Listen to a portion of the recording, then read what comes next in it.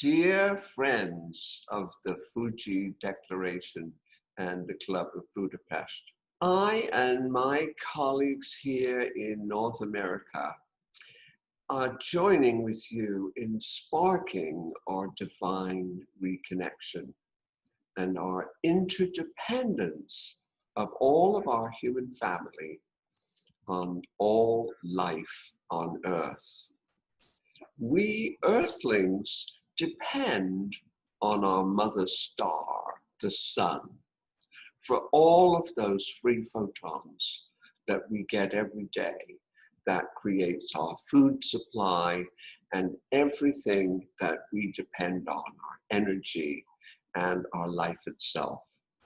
We co-evolved with other species, and yet as Charles Darwin told us in his expedition in his books, humans became successful and grew due to our genius for bonding, sharing, and cooperating.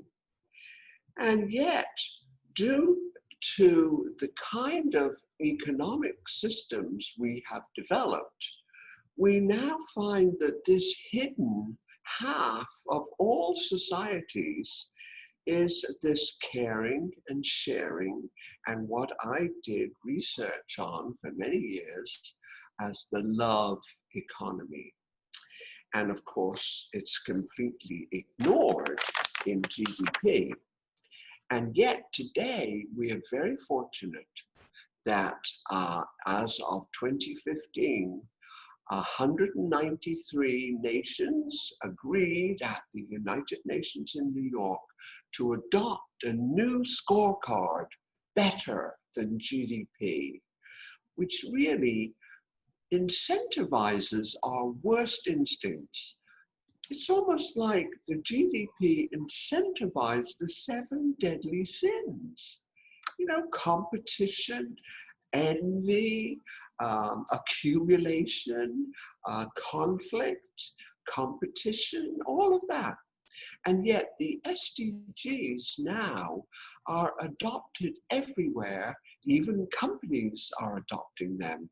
And they reflect a much older traditional value system and way of life that still exists in most societies, but is totally ignored because, of course, it's all voluntary. No money changes hands. So the statisticians forget it. And yet now we have reached the stage where the planet now is teaching us directly. It's saying to us in the pandemics, in the climate crisis, in the floods, the fires, and all of this, it's teaching us, do not kill. Do not cut down forests. Do not destroy nature. What could be simpler? And yet, we all grew up with this older set of values and principles, the golden rule. And that's what we're celebrating, really, in this spirit that we are reigniting within our fellow citizens.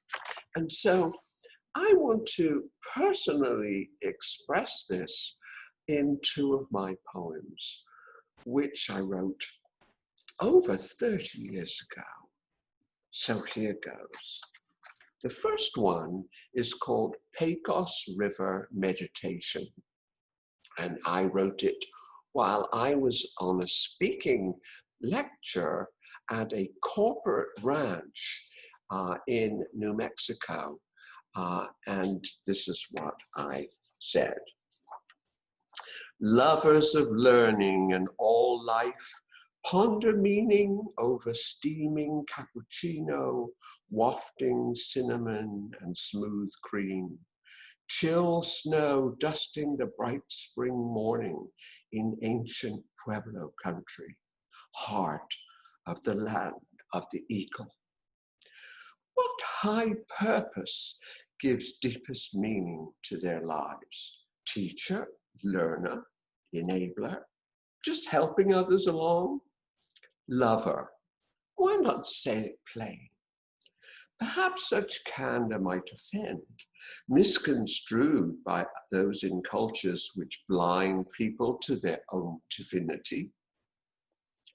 All life is sacred, truth that loses its meaning in a welter of high-tech toys, trendy tricks, and counterfeit spirituality. Yet each one of us is sacred still, holy children of Gaia's love and teeming plenitude. How deep, deep we must now reach to find our inner glory. Blessed are those who find special ones with whom to share the search, even as we see the love in everyone we meet, in every stone and flower of the great creation. Still the warmth and comfort of each other, communing together in awe and celebration, loving the magic, the dreams, the faith, is pure benediction. How best to communicate these meanings and the essence of the journey? The hero's journey, we are told. Sounds a pompous note, separating us from mother's blood, soil, trees, pots and blankets, toys, and sacred baby's diapers. The lover's journey feels better for life's daily round of holiness, each task performed with mindfulness, each encounter with friend, lover, vendor, passerby, a pious opportunity. This loving impulse born anew each day, each generation, is the sacred core of all the sects and cults, the golden rule. Mythic wisdom, cultural DNA encoded in all our learning, distilling all our prayers. Life's lovers glean the images of history for universal themes, archetypes that can symbolize the sacred understandings in friendly garb and metaphor. What deeply known roles can players don to help reduce the strife, reweave the patterns that bind us all within the wheel of life? Trader, builder, host, juggler, jester, scribe, artist, musician, hunter, poet, farmer, weaver, or gypsy nomad, bearer of strange treasures from afar. All can bring messages of light more palatable than those in haughty masks: king, guru, sage, orator, emperor, warrior chief in horns and antlers. All lead by power and fear, dimming each soul's sacred flame, creating only dependency and shame. Lovers lead gently by attraction, no longer to capture females or DNA, no longer to give birth to many young, but to nurture each other, to make a difference with their sacred lives, to weigh in on evolution's side, no longer impaled on sad crosses of guilt, but singing and dancing the songs within their souls and celebrating art. Lovers always recognize each other and all who share these meanings, beyond all roles, garbs, and many hues disguises. Lovers with high purposes may also choose kingly roles, accepting karmic risks of leadership. Some pure souls may don the mask of success. Others prefer to flit as butterflies, tuning, blending, and sharing energies, all keeping faith mid unlikely scenes, honeycombed industrial hives, corporate ranches mushrooming in holy snow-capped wilderness.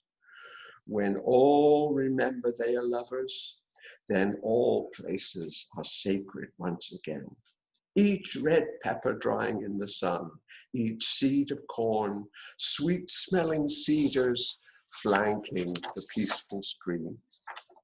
The spirit of all things is in the brisk, chill wind, the untidy, boisterous dogs, the winter-coated, sweating horses.